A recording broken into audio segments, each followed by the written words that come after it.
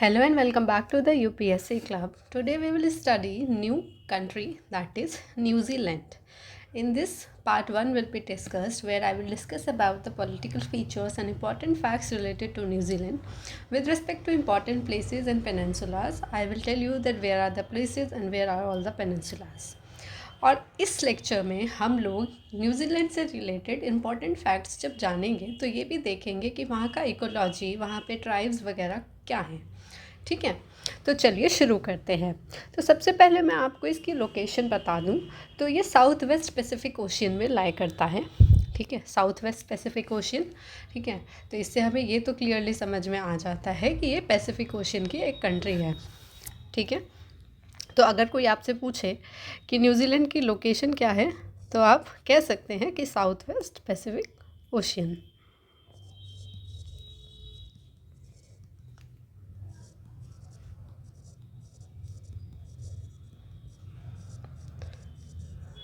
And उसके बाद अगर हम ऑस्ट्रेलिया से इसकी लोकेशन की बात करें तो ये आपका साउथ ईस्ट ऑफ ऑस्ट्रेलिया है, क्योंकि ये ऑस्ट्रेलिया के काफ़ी पास है, तो क्वेश्चन ऐसे भी आने के चांसेस हैं। फिर उसके बाद यहाँ पे एक तस्मान सी है ऑस्ट्रेलिया और न्यूजीलैंड के बीच में। ठीक है, तो ये सेपरेट होता है ऑस्ट्रेलिया से वाया तास्मान सी। वो मैं अभी तास्मान सी आपको मार्क भी करके दिखा दूँगी। ठीक है, नेक्स्ट उसके बाद क्या क्या इसके आसपास है, तो इसमें नॉर्थ आइलैंड है और एक साउथ आइलैंड है। तो देखते हैं, तो ये वाला जो ऊपर का हिस्सा आपको दिखाई दे रहा है, ये यहाँ से ये सेपरेटेड है, ये कुक स्ट्रेट है, वो मैं अभी आपको मार्क करूँगी। तो ये जो है आपका इससे सेपरेटेड है। तो ये वाला जो ऊपर वाला जो आपको पोर्शन दिखाई दे रहा है ये आपका नॉर्थ है, नॉर्थ आइलैंड है। और ये जो नीचे वाला हिस्सा है आपका ये आपका साउथ आइलैंड है। और साथ में एक छोटा सा और आइलैंड है यहाँ पे। ठीक है, जो कि है आपका स्टीवर्ट आइलैंड।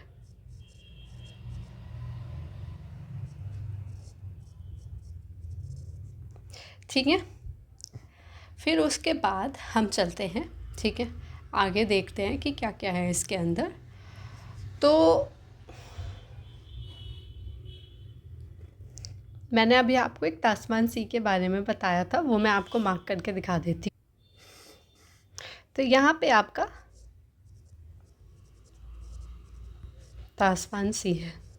ठीक है, ऑस्ट्रेलिया और जो न्यूजीलैंड को सेपरेट करता है। अब अगर आपसे इसकी कोई कैपिटल पूछे कि न्यूजीलैंड की कैपिटल, तो न्यूजीलैंड की कैपिटल है आपकी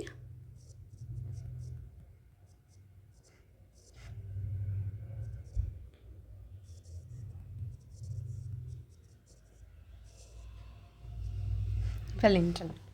ठीक है, जो कि आपका नॉर्थर्न आइलैंड जो है उस पे ही लाई करता है।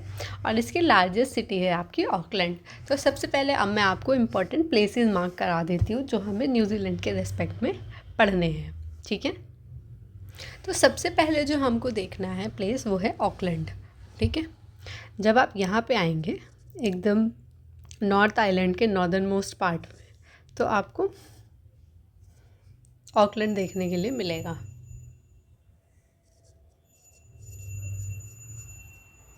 और इसके बारे में एक इम्पॉर्टेंट फैक्ट है जो आपको जानना चाहिए कि ये एक लार्जेस्ट सिटी है न्यूजीलैंड की। फिर इसके थोड़े से ही नीचे अगर हम आए तो आपको एक सिटी और देखने के लिए मिलेगा, वो है हैमिल्टन। ठीक है,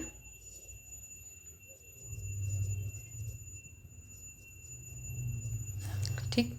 फिर उसके बाद एक और इम्पॉर्टेंट सिटी है जो हमको यहाँ पे देखनी है, वो है नेपियर। ठीक,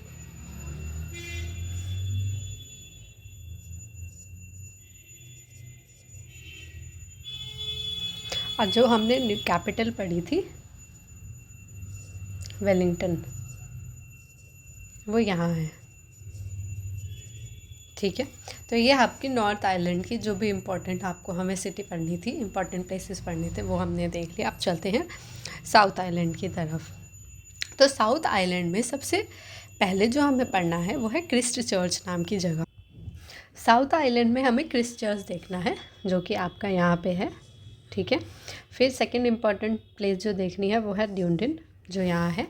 और थर्ड इम्पॉर्टेंट प्लेस है आपकी इन्फरगल, ठीक है। इन्फरगल ये आपकी यहाँ पर है।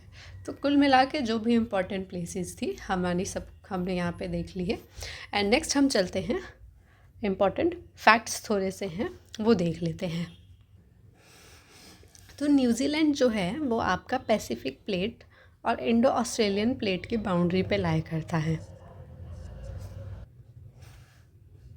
जैसा मैंने बताया आपको, it lies on the boundary of Pacific plate and Indo Australian plate.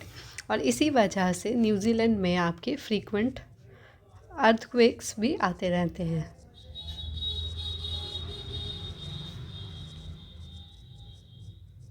ठीक है। और उसके बाद वॉल्केनिज्म का भी फीचर हमें यहाँ पे काफ़ी प्रोमिनेंट देखने के लिए मिलता है, मतलब वॉल्केनो वगैरह काफ़ी है यहाँ पे। जैसे एक एग्जांपल अगर मैं लूँ आपसे, तो आपका है ताउपो वॉल्केनिक जोन, ठीक है। नेक्स्ट हम थोड़ा ग्लेशियर्स वगैरह की बात करेंगे, जहाँ पे हम क्लाइमेट फैक्टर को लिंक करेंगे कि कैसा क्लाइमेट एग्जिस्ट करता है यहाँ पे। तो क्लाइमेट से रिलेटेड अगर मैं देखूँ तो यहाँ पे सबसे पहले हमें ग्लेशियर्स देखने पड़ेंगे, ठीक है। जो दो प्रोमिनेंट ग्लेशियर हमको यहाँ पे दिखते हैं वो है आपके फ्रांस जोसेफ ग्लेशियर और फॉक्स ग्लेशियर। और क्लाइमेट की मैं बात करूँ तो यहाँ पे आपका टेम्परेट क्लाइमेट है, और चूँकि ये सी के पास है तो टेम्परेट मैरीटाइम क्लाइमेट हम कह सकते हैं। फिर उसके बाद वेस्टर्लीज़ का भी काफ़ी इन्फ्लुएंस रहता है यहाँ पे। वेस्टर्लीज़ आपको पता होगा, जिन्होंने रेनफॉल सिस्टम पढ़ा होगा।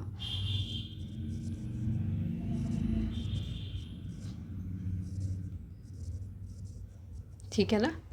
और इसीलिए यहाँ पे ऑरोग्राफिक रेनफॉल भी देखने को मिलती है। ऑरोग्राफिक रेनफॉल क्या होती है? जो पहाड़ों से टकरा के बारिश होती है।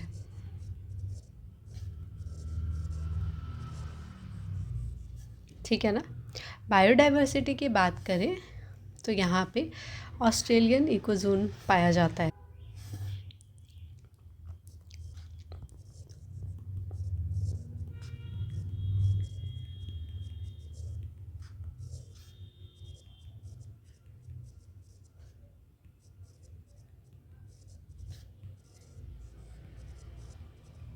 ठीक है।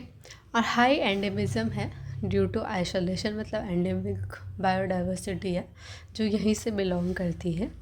ठीक है।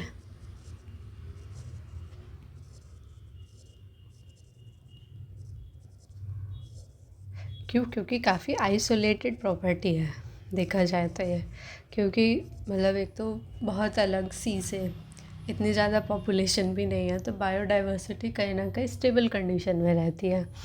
यूनिक स्पीशीज़ की अगर हम यहाँ पे बात करें तो अगर कोई क्रिकेट फ़ैन है तो आई एम श्योर उसने सुना होगा कीवी।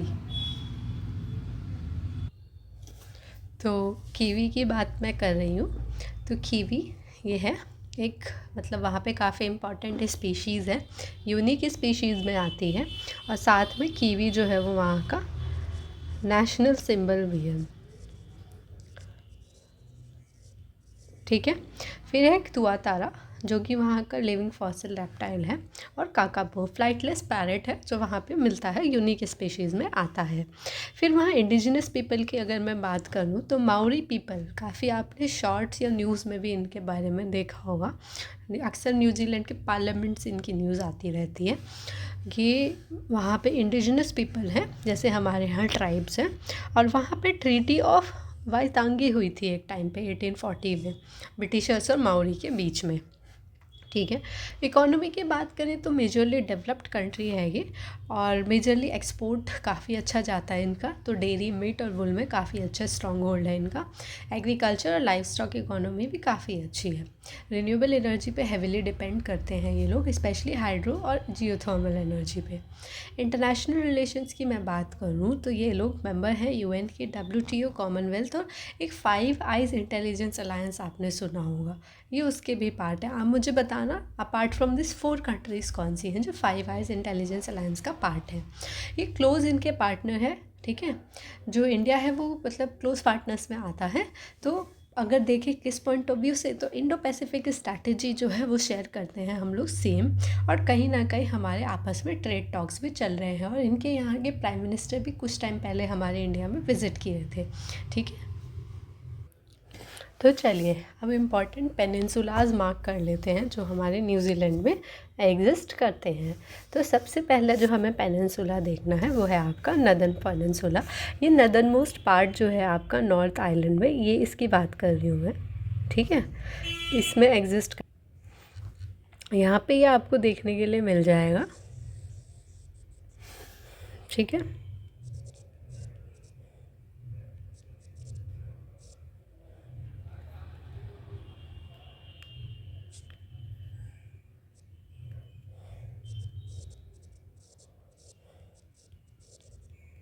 Northland peninsula.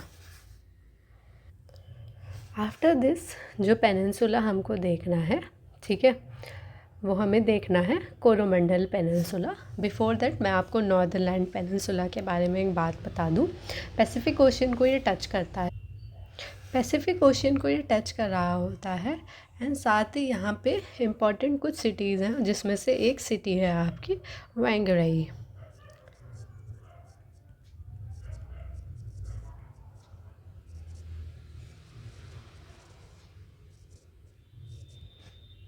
ठीक है।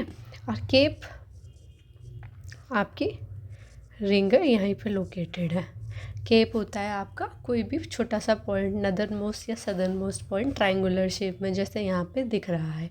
अच्छा, फॉर द वंस जिनको नहीं पता है पेनिनसुला क्या होता है, तो मैं बता दूँ, एक ट्रायंगुलर पोर्शन होता है जो पूरे सी से घिरा हुआ होता है, उसे हम पेनिनसुला कहते हैं। नेक्स्ट हमें देखना है कोरोमंडल पेनिनसुला, ठीक है। और नॉर्थ नैल पेनिनसुला की इम्पोर्टेंट बात मैं आपको बता दूं फिर से। इम्पॉर्टेंट सिटी यहाँ पे है वांगरियाई, और एक केप रिंग यहाँ पे है। और पेनिनसुला वो होता है जो ट्रायंगुलर पोर्शन होता है किसी भी टेरिटरी का, सारे साइड से ये सी से घिरा हुआ होता है। नेक्स्ट हमें कोरोमंडल पेनिनसुला को देखना है,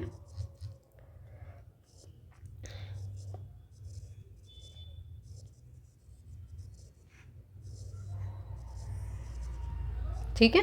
ये है कोरोमंडल पेनिनसुला। ये आपका नॉर्थ ईस्टर्न साइड पे बिलोंग करता है नॉर्थ आइलैंड के, और ये हौराकी गल्फ को सेपरेट करता है आपका बे ऑफ प्लेंटी से। मैं मार्क करके दिखा देती हूँ, ये है बे ऑफ प्लेंटी और हौराकी गल्फ। किसी को बे और गल्फ में डिफरेंस नहीं समझ आ रहा है तो नॉर्थ अमेरिका की वीडियोस मैंने अपलोड करी हैं, उनमें से एक पार्ट में मैंने एक्सप्लेन किया है, आप वो जाके देख सकते हैं। नेक्स्ट पेनिनसुला जो हमें देखना है वो है माहिया पेनिनसुला। ये ईस्ट कोस्ट पे बिलोंग करता है नॉर्थ आइलैंड के, और प्योरली पैसिफिक ओशन को ये फेस करता है, जो है यहाँ पे आपका, ठीक है।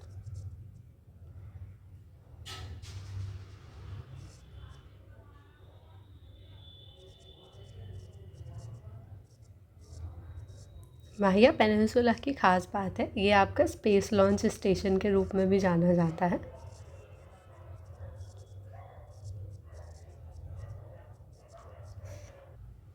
फिर नेक्स्ट हमको साउथ आइलैंड के पेनिनसुला देखने हैं, जिसमें सबसे पहला पेनिनसुला हमें देखना है बैंक पेनिनसुला, ठीक है।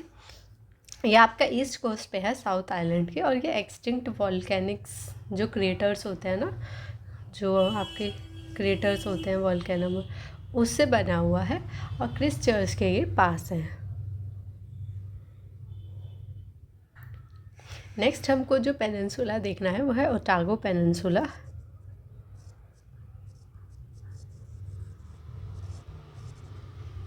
ठीक है। ये आपका ड्यूंडिन के पास है, और अपनी वाइल्ड लाइफ के लिए बहुत जाना जाता है, स्पेशली जो एल्बेट्रॉस नाम की बर्ड्स होती हैं उनके लिए काफ़ी फेमस है।